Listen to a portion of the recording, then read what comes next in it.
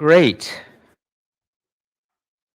So we are ready to begin our 12th class of this semester. Welcome aboard, everybody, to Humanities Destiny for just 3 more classes. And I just want to make sure that I have everyone in the attendance and getting the proper marks they deserve. So let's do our a board. Who's on board? And let's pass the microphone around, and then we'll go into the cosmos. So just give your. It seems to be the best way to do it this semester. Let's just. You want to finish chewing? You're good. Okay. So full name. Okay. You're a butt. Okay. Georgia Ray. Okay. Sahil Mehro. Ibrahim Jazil Faisal. Nice. Sangam Grover. Piyush Agarwal. Welcome. Hello, Mansur. Colin Montague. Doing good. Uh-huh. Ramesh Najam. Way to go. And then finally, our default. You're our default. Faithlin Bonnick. Yeah, way to go. Thank you, Faithlin. Nice to see you as always. You want to hold on to the microphone for now? Just keep it off in case it picks up the sound of your heart beating or your brain working.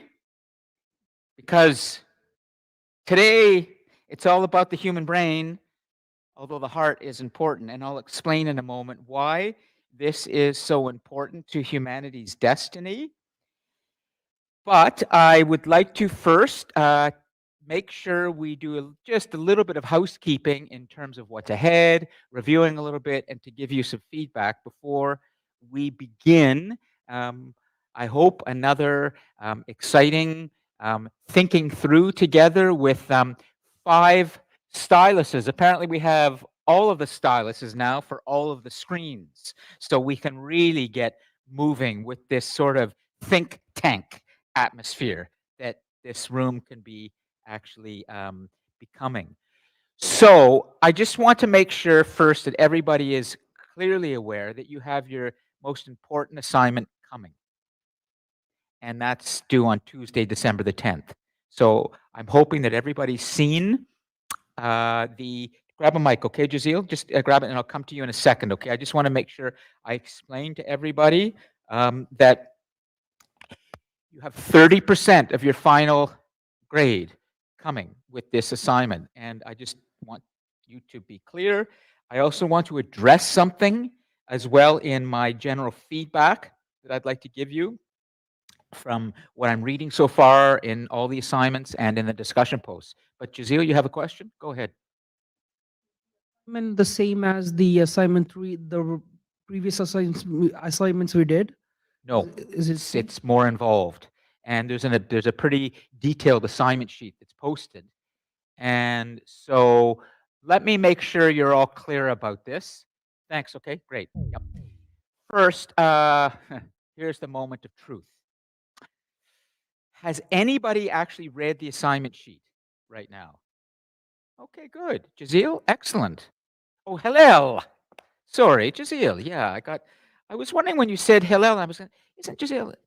My mistake. Hillel. So you've read it. Great, because I'd like a student. Has anybody in the Cosmos read the assignment sheet for the 4th assignment? Chanel, yes? Is that? Oh, that's it. Can everyone hear? Should I assume that everyone in the Cosmos right now has not read the assignment sheet for the final assignment? And then, if that's the case, I'm going to spend a little bit more time with Hillel's. You've read it a bit, Ashley? Okay, good. Faithlin has? You have a question? Okay, well, let me make sure I've got Jazeel's question. We'll come to your question, and then I'd like Hillel to help with this. I can explain it, but I might even have you come up, okay, and explain, because I noticed in the classes when you begin to explain things, you're pretty good, and as you start to talk. You all have your strengths, and that's good. So you would like to know what this assignment is about. And, well, we're going to get to that, okay? We're going to explain it together, Hillel and I. Faithlin's question will be dealt with shortly, but you still need to read the assignment sheet because there's detail in there. This is a big assignment, and there's a lot I'm looking for. And it's out of 50. It's worth 30%, as I said. And so I'll make sure you understand the basics right now, Jazeel, but you still need to go through it, okay? Good. So, Faithlin, your question or what you wanted to say first, and then we'll come to Hillel and me. Are we allowed to have our topic be on like anything regarding humanity or just the stuff we discussed in class? Because I saw like the examples, like people were doing something about like the pyramids of Giza, and we never talked about that. Yes, that was from Short History of the World class as an example of when you do a PowerPoint, if you want to do a PowerPoint, for example. That wasn't so much about the content, that one more about the form, the medium, because you have a choice of how you do this. You can write it, you can do a video, you can do a short documentary, you could do a PowerPoint presentation, you could do a presentation in class. You have all sorts of options, Faith, on how you present this. So is the topic only stuff we've discussed in class, or just anything relating to humanity? It can be anything related, but when you are actually explaining that topic, you need to be referring to what we've covered in the class. That's called integration of course material. Okay, and you'll see that in the marking scheme. So that's a really important. But yeah, you have a lot of freedom in terms of how you choose your topic as long as you integrate the course material into it. And there's research involved this time, okay? Real research. Great. Okay, well, hello, why don't you come up and explain to them what you know so far of this, and then I'm going to help you fill this in. I have a microphone, and Hillel's going to, he's read this, and he may still have questions, and I'll help you with this, and then we're going to move on, okay? Good. Okay. So karaoke. Yeah. So assignments were 30% of our overall mark. If you hand it in before the 9th, December 9th, you will get a 10% bonus on your mark. So if you get 30, you Critical get part. Yeah. You get a 10% bonus Right. of 3. If you get 40, you get a 10% bonus of 4 points. It's so on and so forth, right? 10% bonus if you hand it in on December the 9th or earlier. It's due December 10th. Mhm. So if you get it on December 9th, you get 4, and as he explained about the 10%, it's points, not percent. So if you get 40 out of 50, for example, then you get 44% to 40 is 4, right? So that's how it would, it's 10% of that actual mark you get, and then I add the points. Got it? Yeah. Okay, good. There's 2 ways listed in the document that can actually you can do the assignment. Although I'm pretty sure you're okay with us doing it different ways as long as we ask first. The first way listed is to make a 4 to 5 minute video about the future of humanity. It can either be the near future, 100 to 200 years, or the distant future, which is like the next millennium or 3. The second way I'll explain. that's listed is a document of 1,400 words to 1,500 words about pretty much the same thing. And if you're having struggles thinking about a topic like I was, Lon has graciously giving us an entire list of starting points to help us get ideas or think off of Very it. good. Now I just want to make you just sweat a little bit, but then I won't, which is, so you have to hand in a video of 4 to 5 minutes, plus you have to do a 1,400 to 1,500 word paper, plus you need to do a presentation in class of 8 to 10 minutes. Can you handle that? You probably could. You have a choice of either one, okay? So you can do it as a written reflection of 1,400 to 1,500 words, or you can do a 4 to 5 minute video, or you could do an 8 to 10 minute presentation. You don't have to do all 3. You probably could, Gigi. Yeah, but I'm sure I have no doubt you could, but that's a lot of work. And so you have the choice on how you do this as long as the content is covered in the semester. So this is important. And then, as he said, there's a whole list of different ideas. But essentially, you are thinking about your vision for the future. This is really the fundamental thing of this assignment.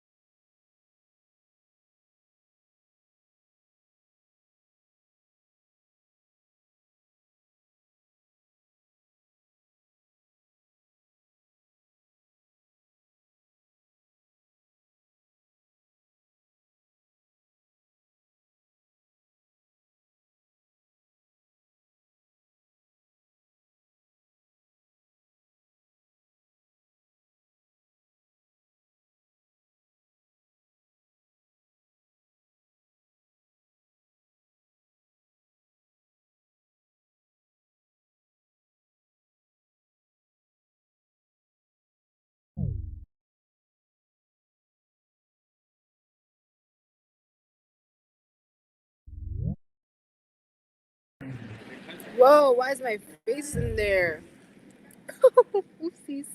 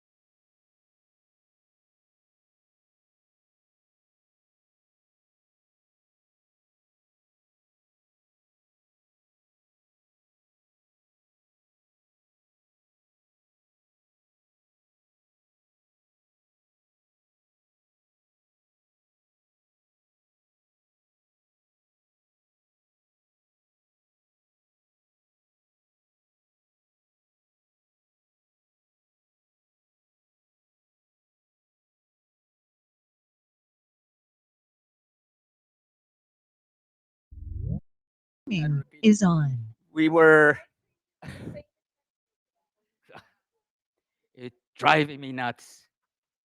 But I listened to Gigi, and there were other students I asked, and they said, yeah, yeah, yeah, give them the 0. And I thought about it, and yeah, yeah, yeah. But I want them to feel when they reach out to me that I'm not going to, try to bite their head off. It's going to be more, come on, what are you doing? And let's pull it together. What kind of stress are you under? You can't be doing this. You can't be doing this. Okay. Yeah, I will. Okay. But, yeah. Okay. So, Mayrene's getting to, we're back on? Okay, just, Hillel, I want you to come back because we're back. Let me just make sure, were we gone for quite a while? You know? Huh? And was the recording also disconnected too? Okay. Okay, then I need to repeat this, but I'm gonna say it very quickly. Okay. Hold on, let's make sure this happens. That's why I put troubleshooting down as the first thing in these damn classes. It's troubleshooting. We gotta troubleshoot. Yep, okay. I have no tattoos. I'm not part of that generation. You know? It's a younger generation. Everybody getting tattoos. I don't, not tattoos. But it's because I'm old, I think. Okay, well, I guess I'm just not cool enough. I'm not a bike. I'm a cyclist. Yeah, yeah. I love but I'm not a. I had a motorcycle once, many years ago, but yeah, I had a Harley, the Kawasaki 350. It's just not me. I'm sorry. Tattoos is just not my. I'll leave it to you guys to. But then these days it has the whole social media thing. As soon as you get the tattoo, you got to go onto your Instagram or whatever and show the whole world what you got. I'm just not into the attention game. Yeah, exactly. Oh, I'm sure people live. Okay, where do we get? Okay, so, uh, so, did Ashley? Are you okay? Why don't I just say, for the sake of not repeating, simply that please make sure that when you do your final assignment or any other discussion post coming, that it's always your own words. Okay, Ashley? I just gave a long, intense, fly off the handle spiel about, giving students 0s if I detect AI. But in the short form of this, Ashley, for the Cosmos and for all the people watching the recording, just a sec. I just want to make sure for everybody, please always use your own words for every single sentence that you write for me. Otherwise, I'm going to start being tougher on you, issuing 0s. And that's it. Okay. Thank you. Okay, that's it. Thank you very much. Now, Hillel, could you tell us, we are reviewing a little bit what you could be doing for your final assignment in terms of ideas. And I want to make sure that you have this opportunity to think about this a little bit. What are you thinking now, based on what you've read in that you might want to do your final assignment on? Do I have to say the topic, or can I keep it a secret? You can, but they might have some ideas to help. I guess, yeah. If someone steals it, And I wouldn't mind if you stole his and you wrote your own version of the same. So I would get 2 or 3 different versions of. I have 2 ideas in mind: a much more positive one and a lot more negative one. Okay. And I'm not sure which one I want to go for yet, but it's going to be about the history and improvement and future improvement of farming. Ooh. Uh, Okay. of farming. Farming. I think I know where. Yeah, I think I know where Colin was going with that. But that's a very airy question, right? Okay. Then I think do you want to can you go over there? Yeah, thanks. So war. ooh. Well, if it has an F and it has an R in it, that's and maybe I was misinterpreting. Passing wind, farting. That's what I was thinking. Because that's what I would probably It's real. think of if I were back as, yeah, the future of farting, the future of gas in the human being. Okay. So the future of farming. Could you just write that down? The future of farming. That's great. Okay. But then the future of farming, that's a book. That's a series of videos. So then here's how I can help you right now to focus your idea. You can come up with a great topic like that, but then to get it focused, because you only have 1,400 to 1,500 words or 4 to 5 minutes in a video, then you want to ask yourself a question in that you're going to answer, or a problem that you want to address. That's going to get your focus. The future of farming is like an encyclopedia.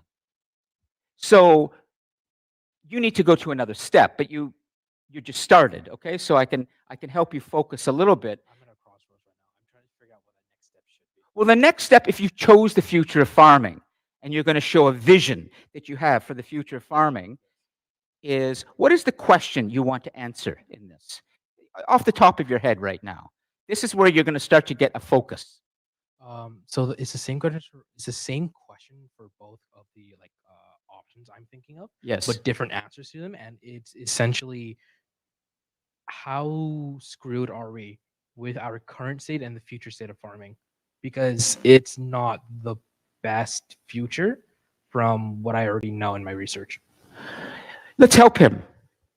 You see, what's going to happen is I've given you a broad canvas to work with, but you're going to need to focus it because you don't have a lot of space. This is going to help you focus it. I think it's great to be able to take on a big topic. That's the iceberg. He's got this huge iceberg. You only want to deliver to me the tip. That's all you have time for. Underneath is the iceberg, all the part that's sort of part of this, and we know it's there and we can hear it, but he hasn't written about it or addressed it, but it's there. We know that he's dealing with the future of farming, but he's just taken a tiny piece of it. You want your tiny piece, but a tiny piece of what?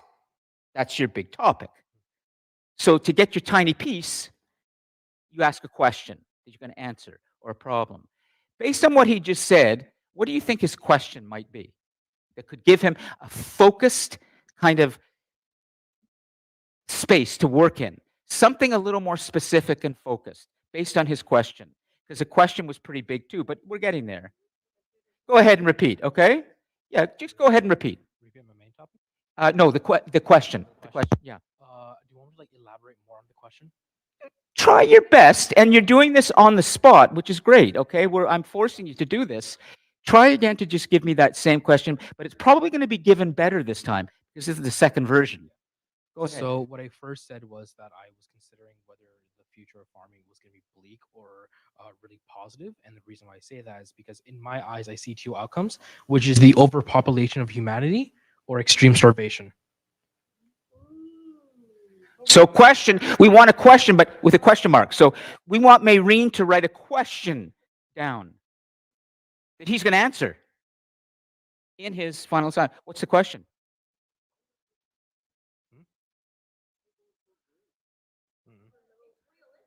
The middle.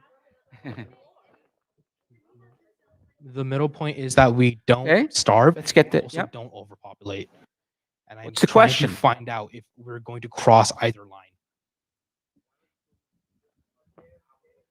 That's boring. Yeah. It's okay, he wants. So will the future of farming be beneficial for humanity? That might be a question.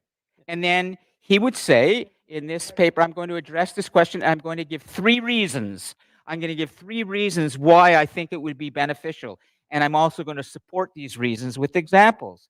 And at the end, I'm going to conclude with my final statement, my final words. You always save your best for the last. Your final part of an assignment should not be a repeat of what you've just said. you want to save the best for the last. Okay? So that's one possible question. Gigi? I think a question could be, how will the evolution of the human population affect farming, or vice versa? Like, how will the evolution of farming affect the human population? I actually know the answer to that. Maureen, do you want me to write down? Are you okay? You see what's happening is we're getting focus. Did you feel that you're getting a little more focus? Yeah. And that this question is like the tip of the iceberg? You get that sense? That's what I'm trying to help you to do. You're going to be facing this when you read the assignment sheet. You're going to go, wow, this is huge. And what? So once you've got your topic, then you got to now start asking. We often say your topic sentence. Forget about that. Don't worry about that. The question that you're going to answer, that will get you your focus. She just wants me to repeat the question. So, Good. Yep. how will the evolution of the human population affect farming? It's a good question. Or Yeah, I mean, vice versa, like yeah. And you could say, for example, in this essay, I'm going to answer it positively and negatively, you know, and then at the end, I'm going to give you my conclusion based on my research. I think it's going to be positive. Here's why. But before, you've given us both sides. just for some clarification, it has to be for the assignment, it has to be a question about our vision for the future Yes. about a certain topic. Yes. So the topic Yes. can be whatever, but it has to be my vision of the future. Yes. In a question. Yes. I'm answering a question by doing this assignment. Yes. Or it could be a problem that you're trying to resolve Resolve. through your vision Okay. of the future. Okay? Yeah.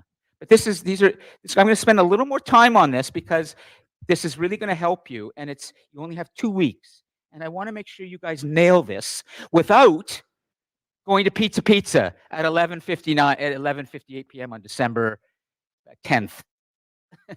Give me this time for lawn, this is final assignment. So now I'm going to get my ham. I'm going to get some red pepper this time and some onion, and I'm going to really give them a nice pizza. And then I get it, and I open it up, and I throw the pizza out. That's what I'll do. I'll just throw it out. Yeah, it's just cold. Nice. It's just cold. Cold pizza at 3 a.m. when I've got many pizzas to deal with. Oh, you're going to have one angry professor. If you kind of understand this pizza metaphor, we're taking pretty far. Just a second. Go ahead. You have a question?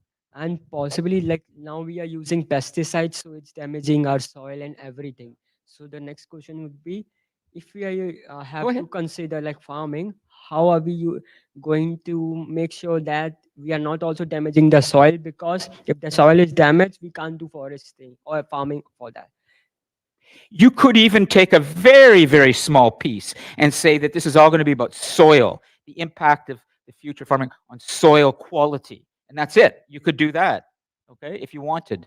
I don't think actually I'm allowed to do that because I already did that for a different class. So it would be me reusing my entire assignment again. Well, Yes, if I were giving so- marks out for frankness and integrity, I would give Hillel full marks right now. Quick question, actually. He just told me something that a lot of students do, and I've caught. And I never forget one really good student many years ago. He took an assignment that he'd done in another class and just handed it in to me. And sure enough, it showed up on Turnitin when I was marking, and I checked Turnitin, and well, there was his assignment, his previous assignment showing up word for word. So we went for a walk, and I got my tattoo kit out. Yeah, my motorcycle. Quick question, actually. Bashed him up. Okay. Yeah, hello. Two quick things. Okay, so firstly is that We're okay. I was wondering if it would be allowed for me to use personal resources. My dad's a farmer, which is why I know so much about farming. This is great. So am I allowed For to sure. use my family as a personal resource and my own knowledge or no? Absolutely. Okay. Absolutely. My dad doesn't own a farm anymore, but he was a farmer when he was a kid. Like he was a farmer back when he still lived in India until he was around 18, moved to Portugal, cooked for a lot of years, and then moved to Canada. My dad has an entire story to him. Yeah. I wish I was doing team assignments or group assignments because Gigi and Hillel could probably do a great video together, a short documentary. But I'm not. I'm almost tempted to I used to give you live in the option. Geez, now I'm. Wait a minute. and So I've had then some students do some great work. Yeah. Okay. Yeah. Yeah. It's great because no, absolutely, your personal experience and this is all part of your vision. second thing is Yes. I had to do my course selections in about 10 minutes. Is it okay if I leave the classroom? Yeah, to go and that's do fine. that? I think we're going to wrap this part up shortly, anyway. So thanks, Hillel. I know everybody's very busy now and stressed, and that attendance does go down in some of my classes because it's crunch time for students. My hope is that in this class, whatever content we cover, it's not just about the content, it's also about the way we think together. This will help you with your other work in other programs, that you're doing some real hard critical thinking collectively with good ideas, and that might help you elsewhere. Okay. All right, so let's move on. You're okay? You look like you have one follow-up question, but I'm not sure. From his idea, actually, I got an idea of writing humanity's destiny and, like, in a way, the evolution of warfare, something like that. That's great. But you're talking about the future of warfare. Yeah, but So I you will might have a bit explain of the history's past, lessons in there, but but I will focus on the future, okay. like how we used to do pike formations to drone warfare, You've got a great topic. Now you got to go further drone with and the laser question. warfare that is currently in development and Okay. in practice. How it used to be big bombs to sophisticated and concentrated fire. You're in. You found your top. It's a nice topic, but you've got to go further now with what question are you addressing, or what problem do you want to solve? Future of warfare is very interesting. It's just currently it's just my, like, it's only broad. I haven't focused in on yet, Okay. but I could further focus in on just the future by explaining the past. But at the same time, I usually, when I say talk about history, usually into the warfare of history. I know, but Yeah. your vision of the future. So history's lessons here would only be one example to support something. You're trying to tell us about what's coming, not what's been. What's been is only to support your idea for the future. It's not a history explanation of warfare. Okay. Good. At the same time, history sometimes repeats itself, which is happening in the future, which is present happened in the present. Okay, but you're not understanding. Don't spend a lot of time on history because this is about the future. Okay, that's all I'm saying. That's all I'm saying, but it's good. Let me move Gigi and then we'll go to Faith and then we're going to move on. Yeah. That's a good, that's come up before. Take the mic because I want to engage with this for a moment.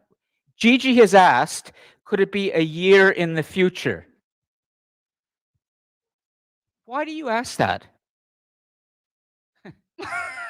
Because I'm open. If a student can explain it, it's pretty. That's not really the kind of future I'm trying to get you to think of, but it is the future, and it's very relevant. So I am aware. What are you Well, thinking? there's an event that will be taking place in Canada around a year, and I Okay. was hoping I would be able to write about how the outcome of that said event will affect Canada's future. Do you catch my drift? I do, and I think I know exactly what you're referring to. Please Tell us please. what you're referring to. Could you conclude by telling us how you think that event is going to conclude as well, and who you think will be the winner of that event? In my assignment, absolutely. And in your assignment, would you be able to refer to things like the next big thing and about sustainability And about democracy. space exploration and democracy? and freedom? Absolutely. 100%. I am absolutely in. And then I get the added bonus of seeing what's Gigi gonna say at the end? Maybe I'll be right again. Yeah, I'm just kidding. absolutely. And it means that you've understood a central part of this whole idea of what's going to happen to human society, which is the future of freedom, the future of democracy. It's really, really important. So if you want to write about the Canadian election, I'm in. All right. There you go. Okay. Thanks, Gigi. Great, great idea. Faithlin, yes. Presentation. Can we have like videos from like YouTube or something, or do we have to like summarize it? If you're thinking of doing a presentation, could you send me a quick email and let me know what you're thinking of doing? I want to think about it, okay? Just send me a quick email. I just want to make sure, just because we don't have a lot of time to stay on this, but I want to see what your idea is, okay? I think my topic would be the future of natural resources. Maybe. You've got your topic. Okay, now let's go further. If you were going to do future of natural resources, you need to pick one resource, not, everything. Okay. So are we talking oil? We're talking gas? We're talking coal? We're talking wood? We're talking water? These are all resources in Canada that are hugely important to our economy. What a good question. You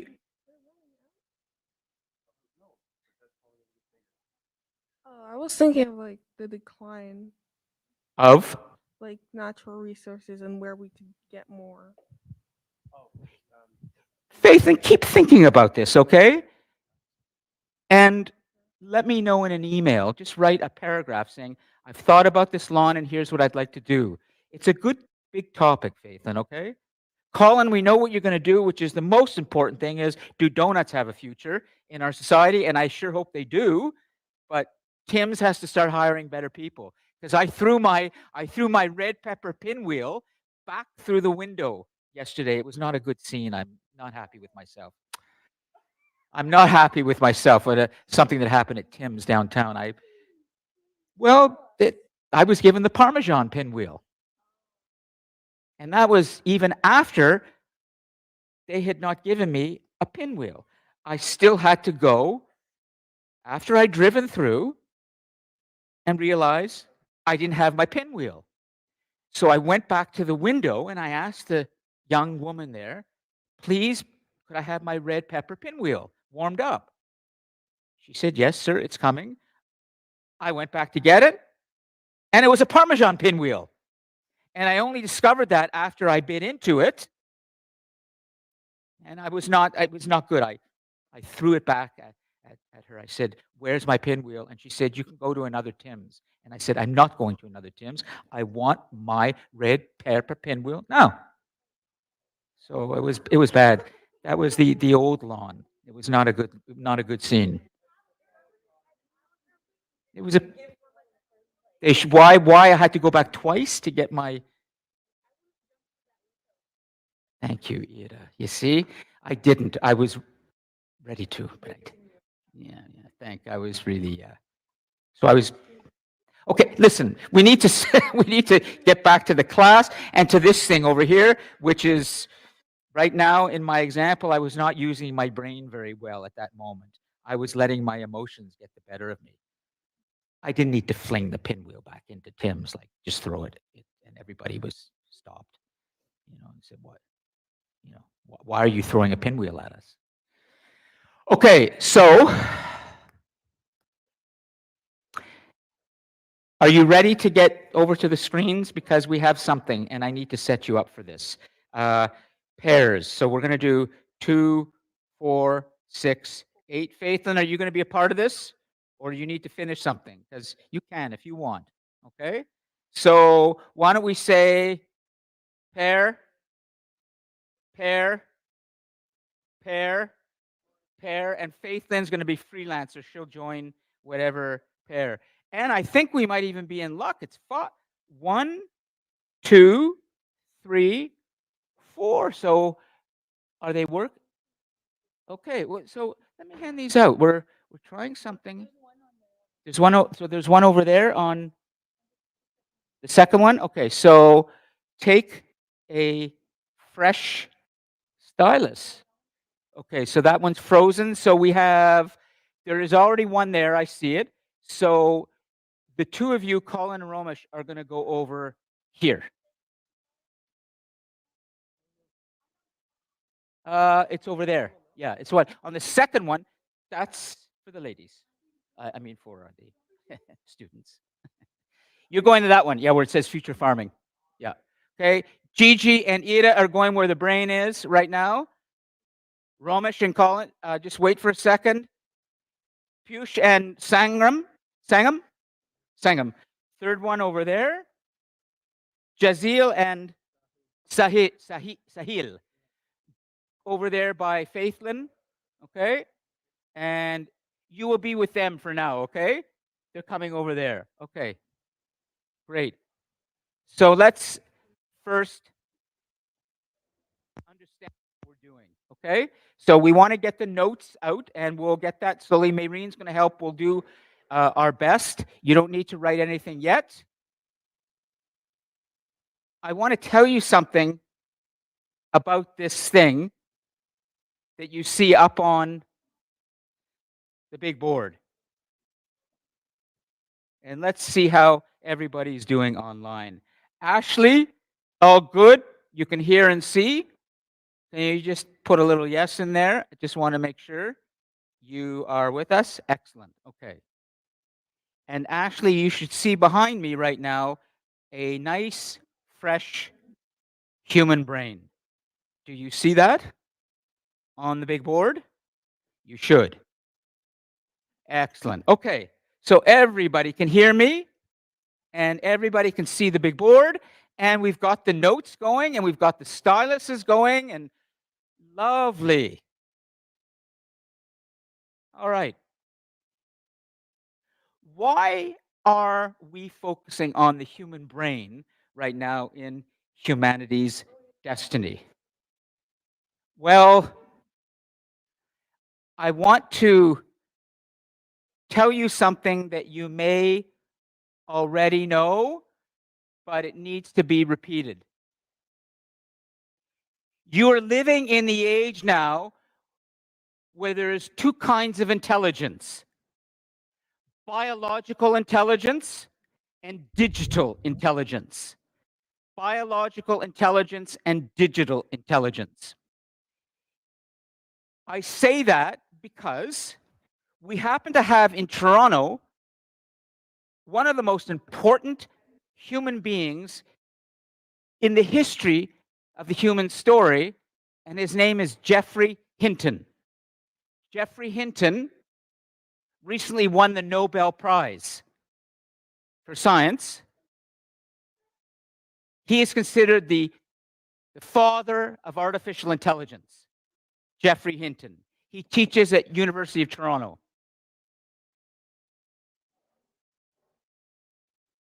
Geoffrey Hinton has issued a warning to humanity. I have mentioned him before, but now you're going to have a chance to really engage with this.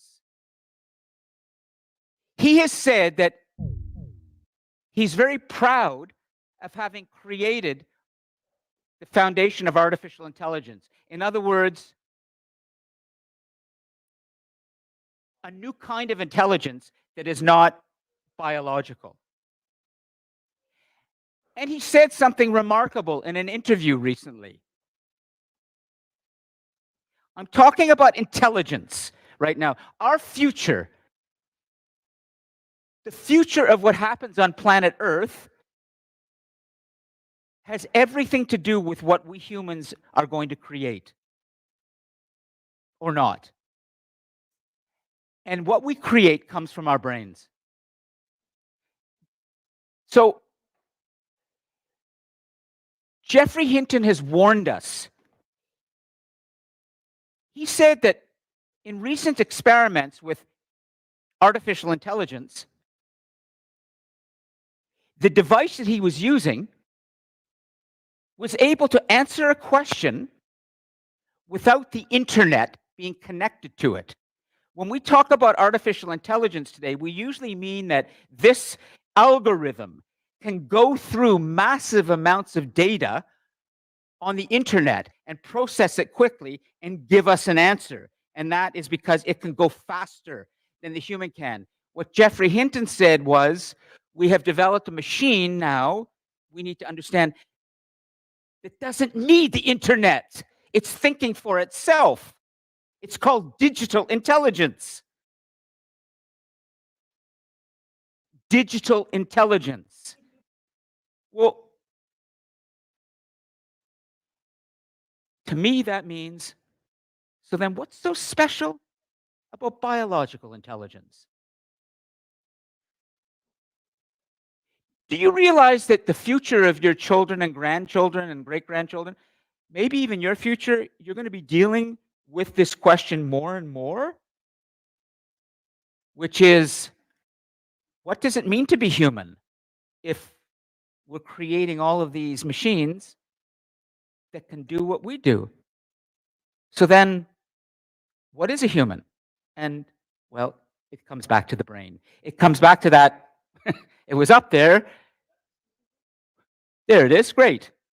It comes back to that 1.5 kilograms. It's very light. And inside of it, it has something very special. And I want you to be able to do some research together and start to make notes, however you can. Even if you know things, just you can put it from your memory, you can check online. But I want you to start filling up your notes with what exactly is so special about that. All of us have it. Yeah, the human brain. If we are now entering an era where we may replace the human brain, human intelligence, with machine or digital intelligence, then should this be retired? Is this just an old car? Okay. Do you understand what I'm asking you to do? Go for it. Go fill it up. Tell me.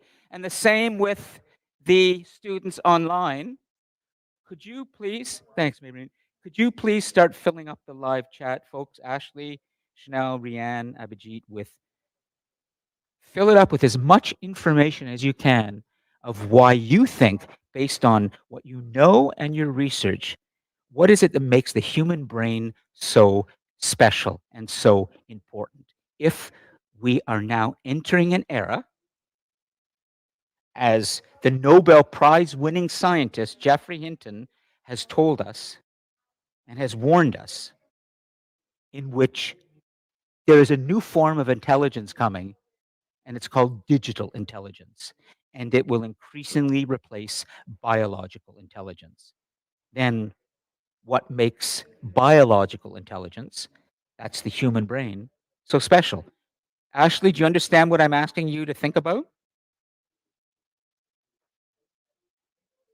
Okay, that's out in the cosmos. Chanel, did you understand the question? Well, yeah, that's good. It allows you to do everything, Ashley, like what? What's it made of? What is the human brain made of? Why is it allowing? Okay, great. Oh, yeah.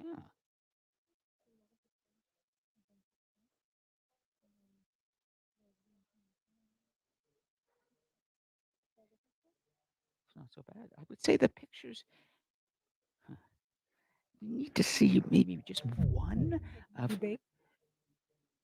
no, just one with younger, yeah, like a younger fixer and a younger person engaging. Okay, yeah. I love the colors. I like the way you've done that. Um, I'll take a quick look after, okay? But yeah, you're on the right track. Okay, great. So we've got, would you, at some point, would you be able to use the camera and show the recording? Yeah, great. Play around with that a little bit. What is it in the human brain? What does it have? It's got to have something special that a machine can't do. Otherwise, huh? Ooh, how? How does it have empathy? What part of the brain? What part of the brain? Ooh, what's it called? Cerebral cortex? Cerebellum? The cerebellum? Lower brain. Tell us what parts of the brain, and does it have neurons in it? Okay, that's right. Right, put it up there, okay? You're on it. You're on it, okay? How is the brain structured? The human brain structured. It has something very special in it.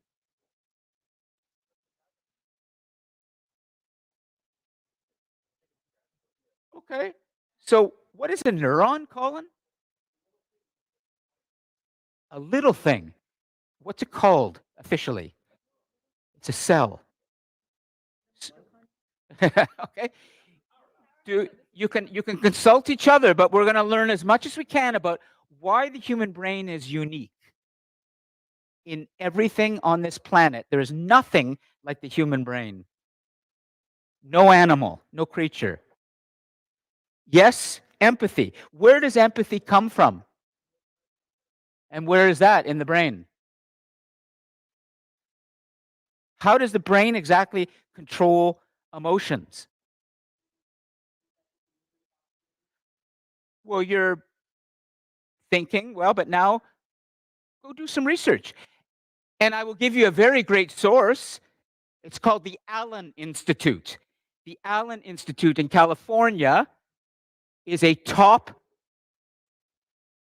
platform for neuroscience, psychology, and physiology on the human brain. Paul Allen co-founded Microsoft, and he's a philanthropist now, like Bill Gates. He's using his wealth to educate the world about the human brain, and has a project to create an atlas of the brain, to literally create an entire visual picture of all of the neurons and all the synapses, this immense neural network of trillions of connections. They're doing it. Allen Institute. Just go and Google Allen Institute. ALL. Nice. Yeah, go ahead.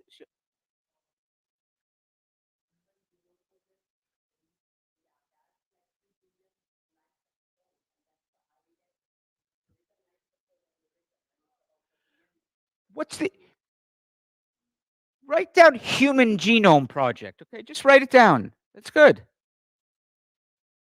Any question you have right now, try to answer it by going online. You can go to the Allen Institute. If you need to, go to Wikipedia. That's all right. And write down the answer. Okay? I'll accept Wikipedia for now.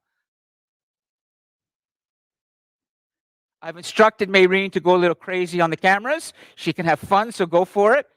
For all of you watching the recording, you can see the classroom a little more and how it works.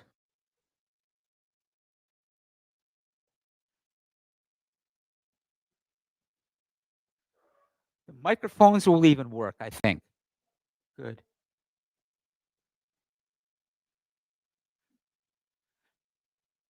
Faithlyn, have you ever thought, is the heart more important than the brain, or is the brain more important than the heart in terms of how do you know, once upon a time, the ancient Egyptians, they thought the opposite. Did you know that? That's right. They thought the heart was. They weigh the heart at the end of your life.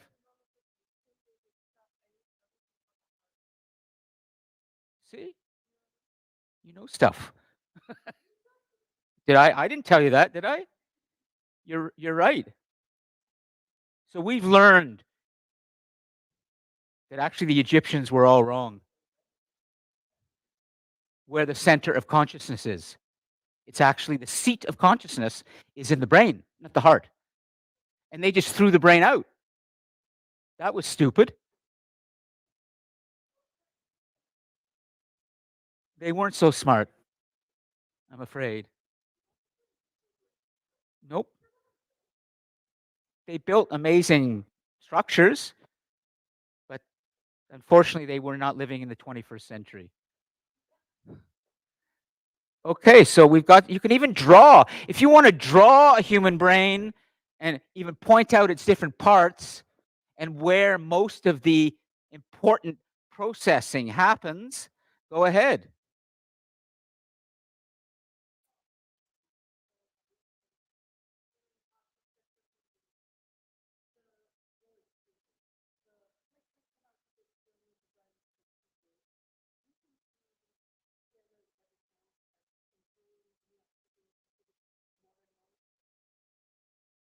Yes.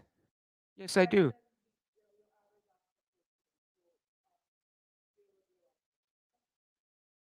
You know, I might even recommend somebody who could answer that really well. A good friend of mine teaches architecture here, Stan Zaleski. He's fast. Oh, okay. Hold on a sec. Jazeel, hold on a second. We're going to try and make these microphones work. Great. So just a second. Hughes, did you want to say? Exactly. Go, go, go ahead and speak into your microphone, Jazeel. Faithlin, go ahead. Let's see.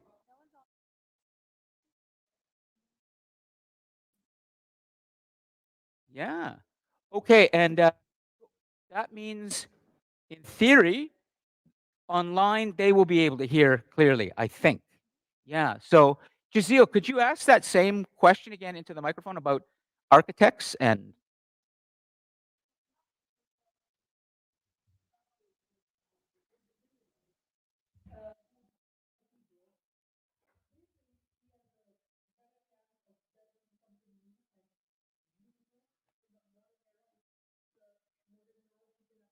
Ooh, okay. Ashley, did you hear that now? Did you hear Jazeel's question? Just curious. We're very quiet. Can't hear well. Okay. Um, could you lean into it now and ask that? Go ahead.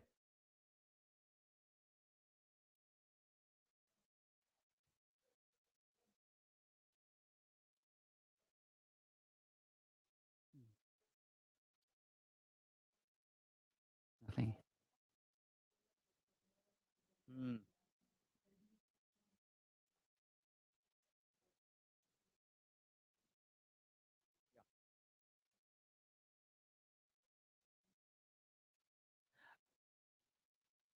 We're just checking to make sure that they can hear you online, and it sounds like they can't. I want them to hear it as well.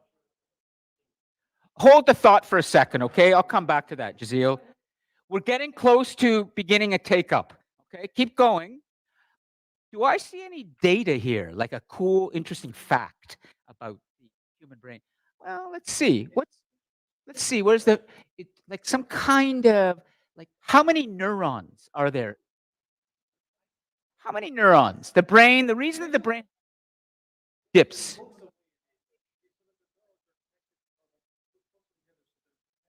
So how many nerve cells, or I should say, how many brain cells, which is another way of describing neurons, brain cell. How many neurons are there in the human brain? Could you give me the number, please? This is important. And then, how many connections does each neuron have to other neurons? Let's hear the numbers. This is a really critical, okay? No, no, no. The synapses, it's 86 billion neurons. 86 billion, not 100 billion, 86. Okay? But the critical part is in the connections. This is what makes it. Okay, yep.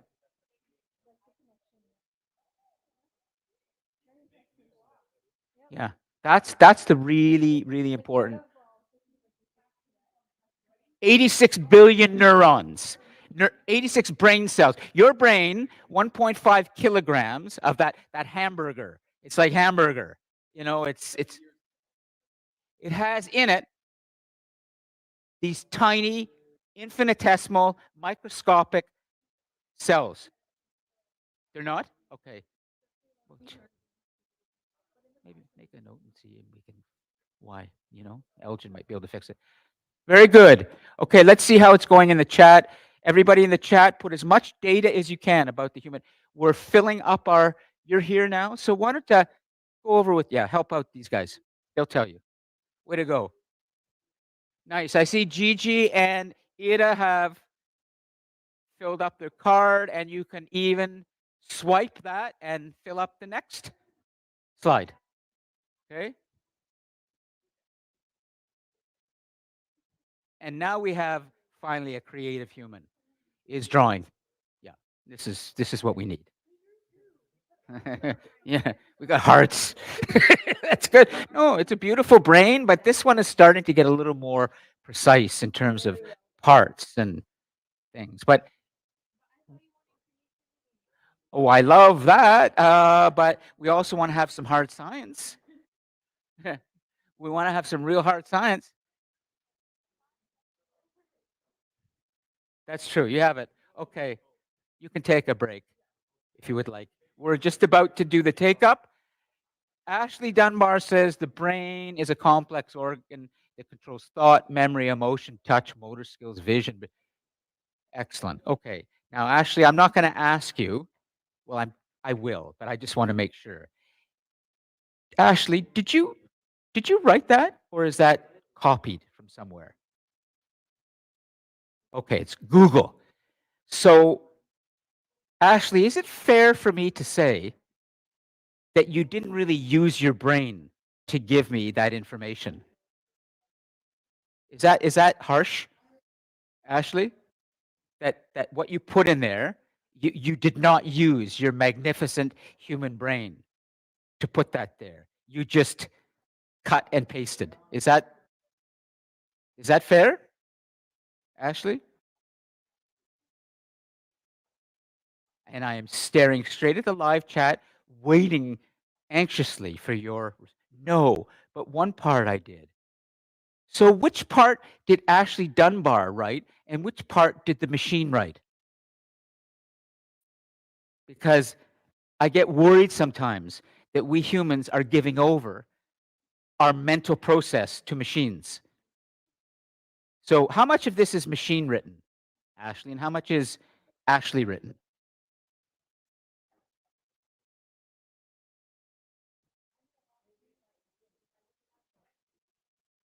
Okay, I want you to think about this, and I will come back to it. 2 more minutes, everyone, and then we're going to come back and take this up. And we have to determine by the end of today's class, what is it that's so special about the brain, or should we just replace it with digital intelligence? Sorry?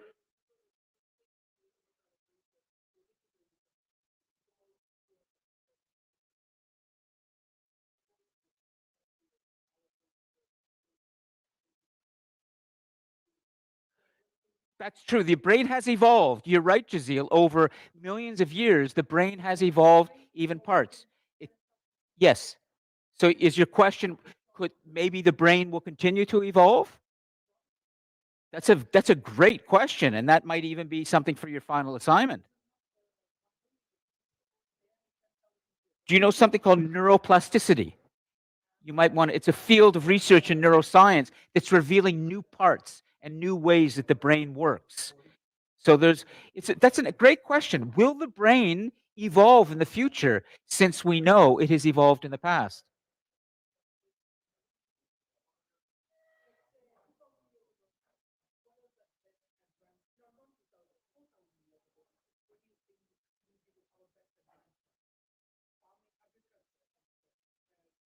Or writing, but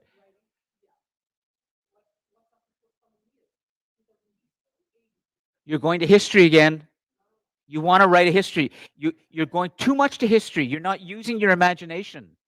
You are not. That's what I want to get you to do. Okay. Please stay. It's good. Please stay there. We're going to do the take up. And this is okay. Hold on a second. I want to make sure that the online, so I still have to hand this microphone out because we've learned that these microphones are not actually sending data out there. So only here. Okay. So Maureen, I was just thinking, I'll go around and as we do the take up, are you able to focus on? Great. And I'll hand out the microphone. Yeah. Okay, so everybody, I'm moving over to team 1, and this is Romesh, Hillel, and Colin, and I'm going to give them the microphone, and you're going to see them. And I'm going to ask you, as I've asked Ashley. Oops, we lost him in the wall there, but I know it's like being a DJ up there. She's got a lot of turntables going. Okay, I've been there, and Well, okay. So, gentlemen, one of you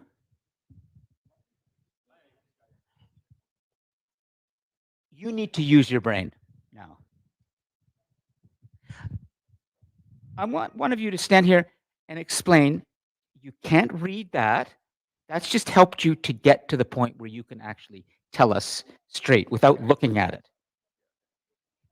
Without looking at it.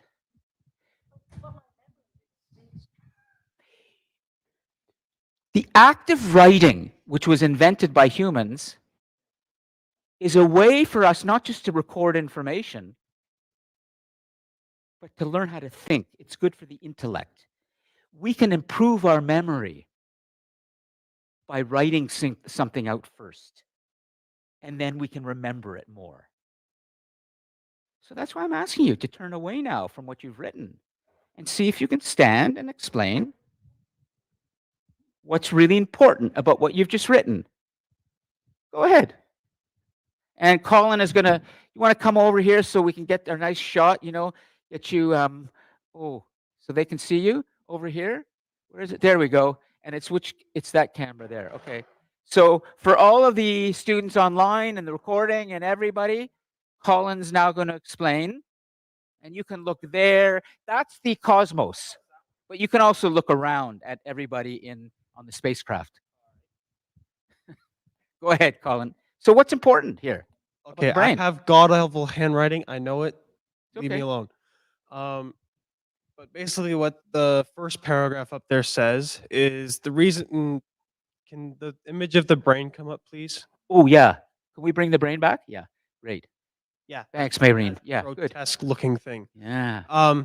The reason why it's all like wrinkly, Yes. it looks like you've been in the water for ages. It is because those lumps and curves and grooves and caverns and whatever Yes. make it so that the neurons that make up your brain are closer together, which shortens the time for the electricity to go to one to go to the next, which makes Right. you smarter. So they're That's all. packed. That's The all. neurons are really packed together. Yes, the more curves, the more lumps, the more smart you are. Which is why if someone calls you smooth brain, they're calling you stupid because you don't have lumps, you're smooth brain. But Okay.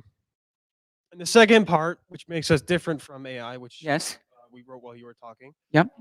is that we have the ability to invent new things and invent new pathways in our brain, which makes us even think in new, different ways.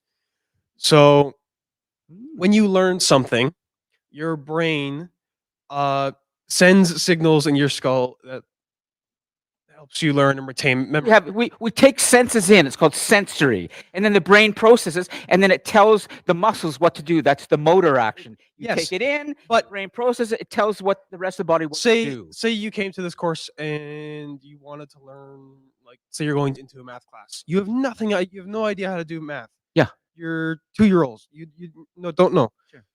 But that class teaches your brain to make new connections to say, hey, 1 + 1 is 2. And now you know this because your brain has made that connection. You know that that is a thing. Pathway. Yeah, new Pathways. That's right. Ooh. So, and that's something that machines can't do. They don't have brains. They're not biological. They can't make new pathways. They're only programmed to set and think in a certain way and use results in a certain way. That Which changes us from them. is true. Jeffrey Hinton speaks to this, but That's Bob. that's excellent, Colin. Thanks. We're going to move around, okay? But a really nice explanation of the creation of those pathways, those unique pathways that a machine can't do yet. But Can't do in general. okay, let me give Gigi and Ida a chance. One student per screen, okay? We have time for that, and then we'll come back maybe to Hillel, okay? So this is not what matters in the end. It's what comes out of your mouth. That's what matters the most, okay? That's all. That was just an exercise to get you thinking and to help you remember. So you can look at that if you want, Gigi, for a second to memorize, but then you have to turn around and you got to tell the human. Right. Okay. Okay? Great. Okay, so now we've got Gigi. Go for it. Okay. Here is our information of why we think the human brain is special Yeah. and how it's different from AI. So the first one, it has 86 billion neurons. Neurons. Yep. And one thing I think that is really special is our ability to have dreams. I don't think that AI can do that. And I don't really know how we have dreams or how that process works. Yes. But I know that it's very unique and special to humans. Another thing is our ability to process emotions and feelings and from our external environment. I'm not really too sure. Sure. Sure. Maybe AI is able to process emotions or have emotions, Yes. but they don't experience like the feelings. Very good. Another thing that makes us very unique Absolutely. and special is our ability to have spiritual connections. Wow. So,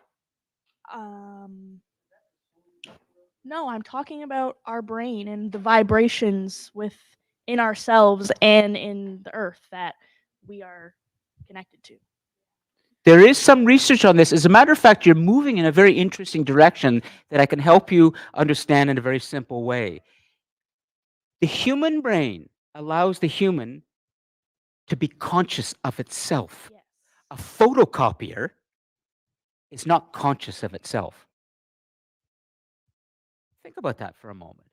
Think about your ability to be conscious of what you do, conscious of your place in life, conscious of the fact that there's something around you that might be called spiritual or something larger than you, conscious of your place on earth.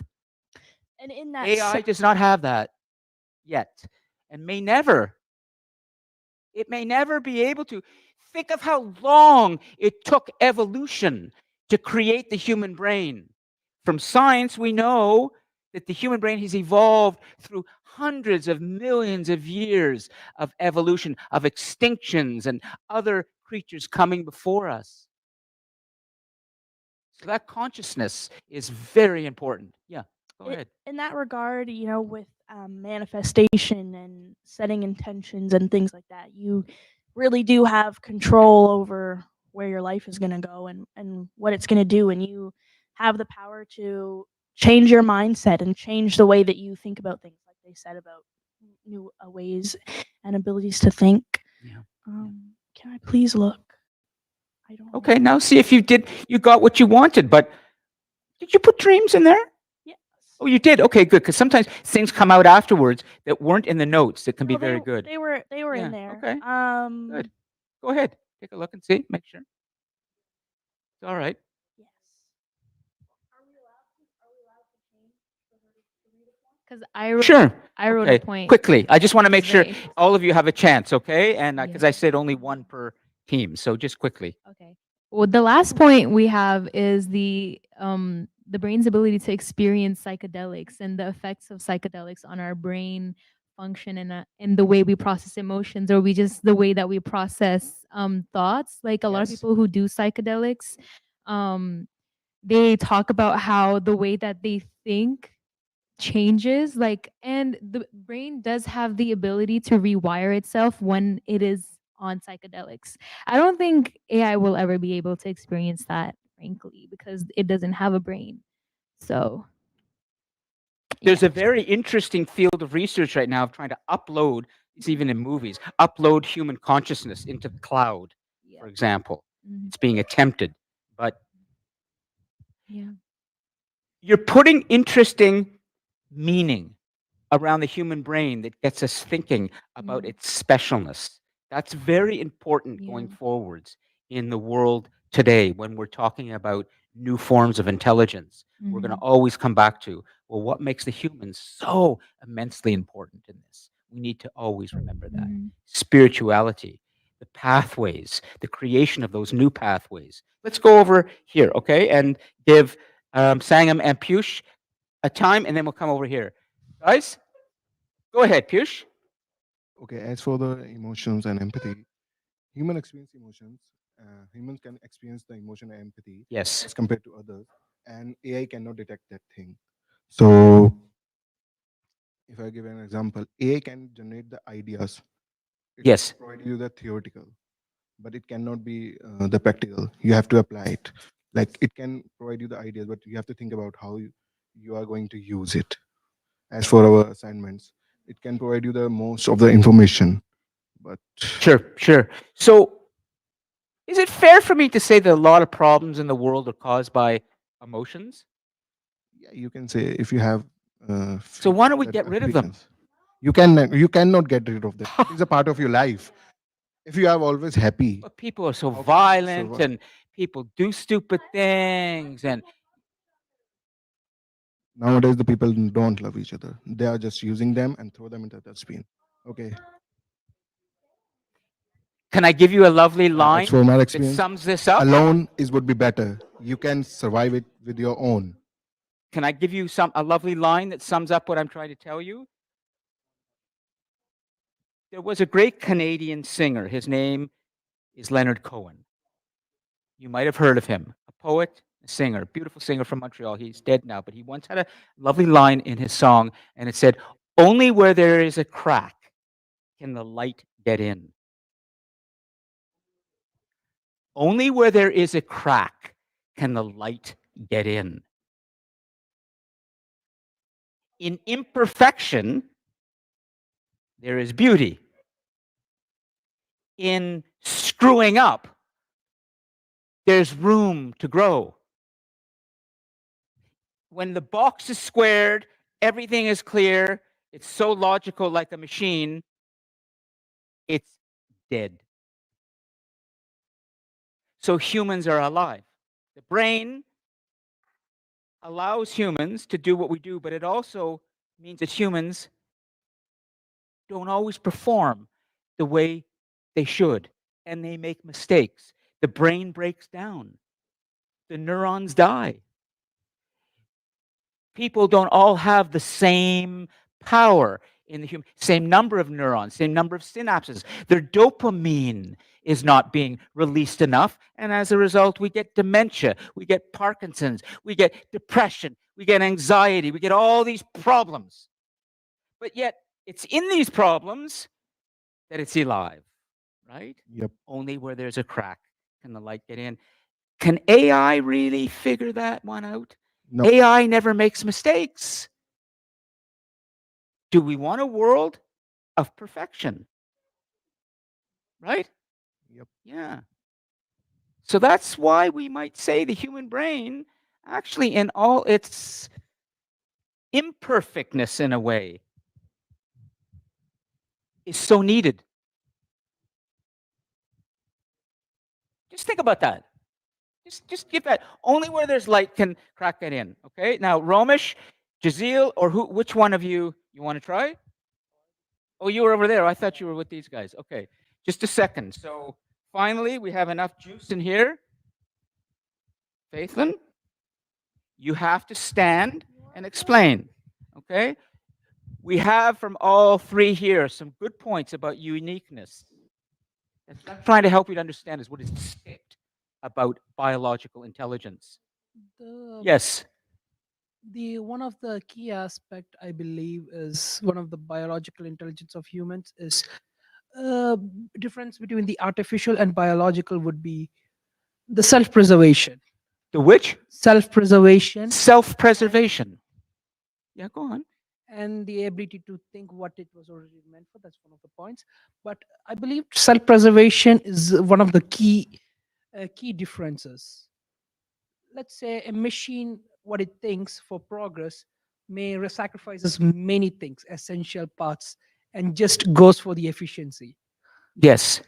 Goes for the efficiency. Absolutely. But Goes for the ignores efficiency. everything, safety, health, everything.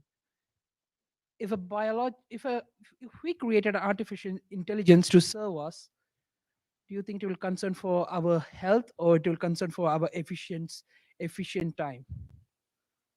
I'm not sure. So what makes the human brain unique? Self-preservation. That means it cannot really be replaced. What do you think makes it unique? I would say its ability to think beyond, and at the same time, it is it is always developing. It's always evolving.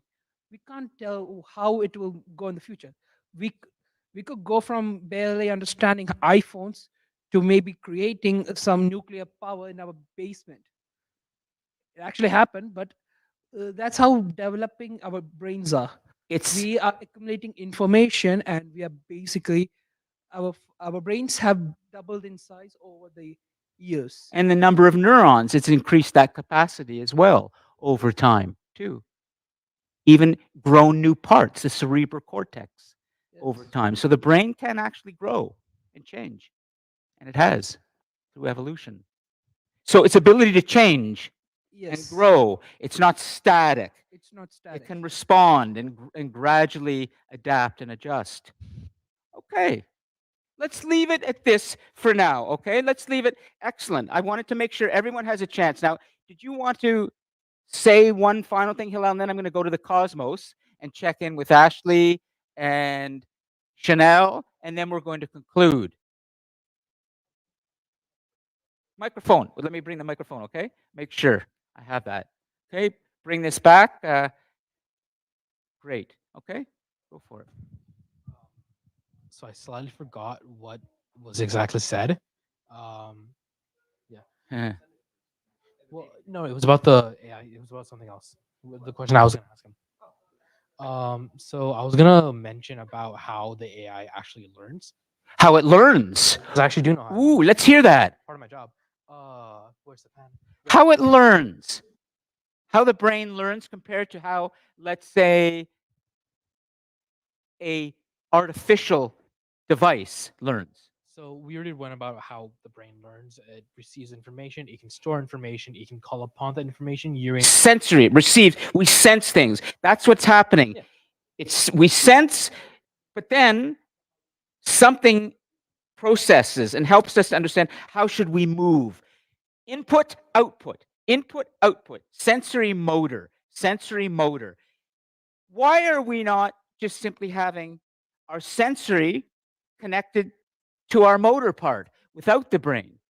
Because we don't learn. over time, we've developed this thing that allows us to reflect and be mindful and think about how we move our body and use that. That's the brain's purpose. It processes what's coming in so that we can do something. Okay, go ahead. That also gives us our own ability to like wonder.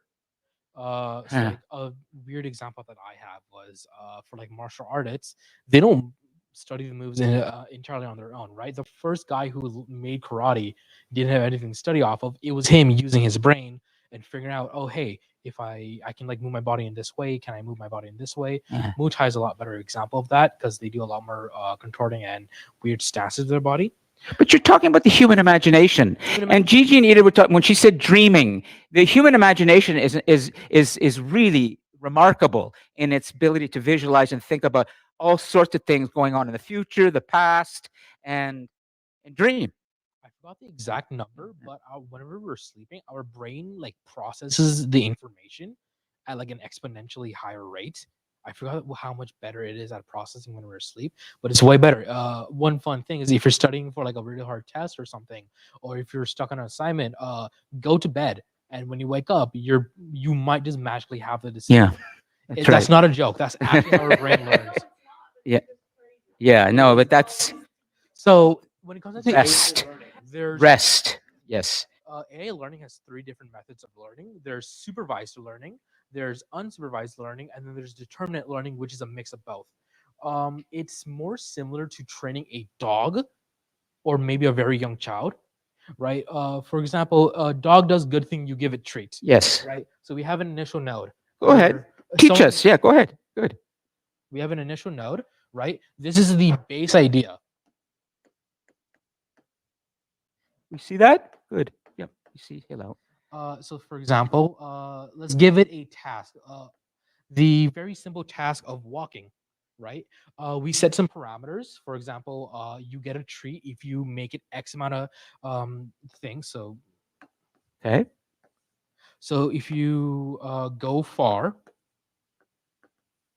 you get a treat. If you trip and fall, you don't. You get the opposite of a treat, which is for the AI's case, death. That's not a joke. We literally kill the instance of an AI. So if you, how do I die? That's not how you spell die.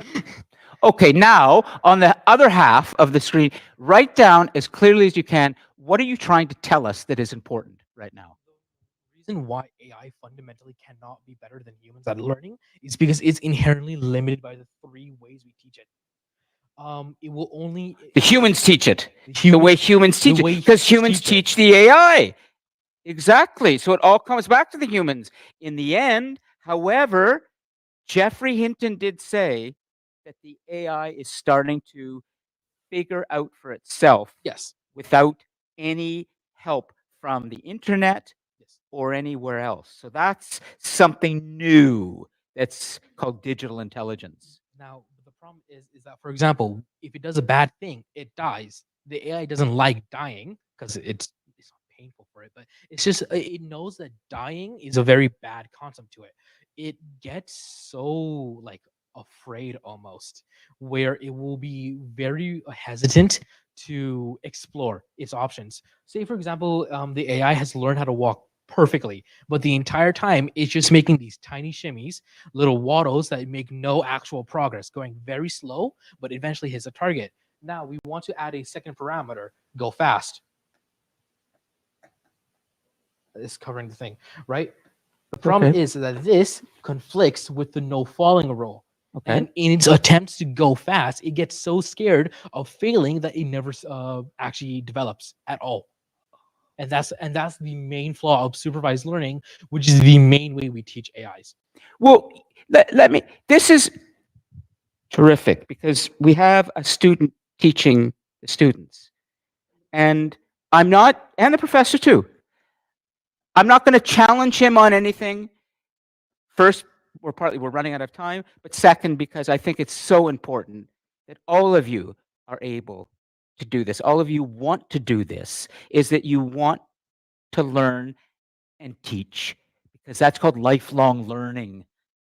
You have that, you're going to be ready for the future, anywhere, anytime. This is alive with his head and his knowledge, and you 50 years from now, 60 years from now, if you have that passion to want to explain, This is my job in the future.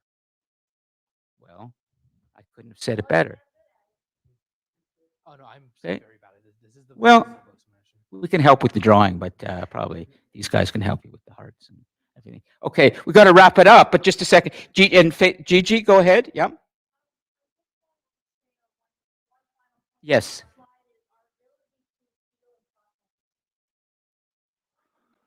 Interesting.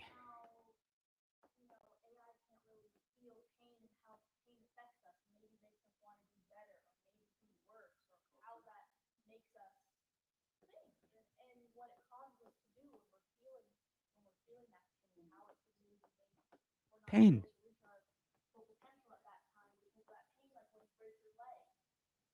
For all of you, she didn't have the microphone. For all of you listening in the Cosmos, the recording, what Gigi said is that humans, in their ability to feel pain, can do something. A machine doesn't feel pain, and it can't act to improve anything based on the pain it felt. It's pretty profound, Gigi, what you said. I don't know what the research is, but if you think about how all of us learn, it's often said your best learning comes when you fail. And when you fail, you hurt. When you fail, you hurt. That's where the learning comes from. I would love to know what is the science on pain and how it affects learning, and whether there's any way digital intelligence will ever experience pain. That's wow, yeah. Actually, this goes back to my point of Pain. explaining it that well. Huh. The entire negative response from the humans towards the AI is essentially the humans trying to replicate pain for the AI in the best way possible, and we've failed miserably hundreds of times. It is impossible for us to make AI feel true pain, so we just make it feel digital pain. Let's stop there for now because we're basically running a little bit over. Ashley, I'm going to take up this next week in review. We'll save the live chat. I want to thank you all. Come on back for taking the time as you've done to really think this through, and I really like where this has gone. I'd like you all to think about what Gigi said and what we've all said, but particularly at the end. I wish I could answer it. It may be that pain, yeah, it does, but it also may be what makes the ability to feel pain comes from the brain communicating to the body to feel pain. It all starts in the brain. We're just sensing something, but the brain is telling us how to react. That's where the sensation of pain is truly felt. It all happens with the brain. Pain. Pain. Wow. Okay. On that painful note, well, on that wise note, remember you have your discussion post, 12th one. You have your 4th assignment coming in 2 weeks. You can reach me via email. Enjoy the sunlight. I see out there there's sun. And have a good rest of the day and rest of the week, everybody. See you next week, okay? Thank you, Ashley, Chanel, and everyone else. I'm going to mute myself, and we're done.